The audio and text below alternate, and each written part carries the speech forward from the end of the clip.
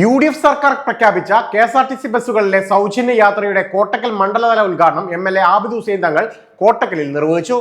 UDF സർക്കാർ പ്രഖ്യാപിച്ച ഇന്ദിരാ ഗ്യാരണ്ടിയുടെ ഭാഗമായി KSRTC ബസ്സുകളിൽ സ്ത്രീകൾക്ക് സൗജന്യ യാത്ര അനുവദിക്കുന്ന പ്രിയദർശിനി പദ്ധതിയുടെ കോട്ടക്കൽ മണ്ഡലം തല ഉദ്ഘാടനമാണ് ബസ് സ്റ്റാൻഡ് പരിസരത്ത് കോട്ടക്കൽ മണ്ഡലം MLA ആബിദ് ഹുസൈൻ തങ്ങൾ നിർവഹിച്ചത്. രാവിലെ 7:25 പൊന്നാനിയിൽ നിന്ന് പുറപ്പെട്ട് എടപ്പാൾ കുറ്റിപ്പുറം വഴി 9 മണിക്ക് കോട്ടക്കലിലെത്തി മലപ്പുറം അരീക്കോട് വഴി താമരശ്ശേരിയിലേക്ക് പോകുന്ന ബസ്സിലാണ് മണ്ഡലം തലത്തിൽ യാത്രയ്ക്ക് തുടക്കമായത്.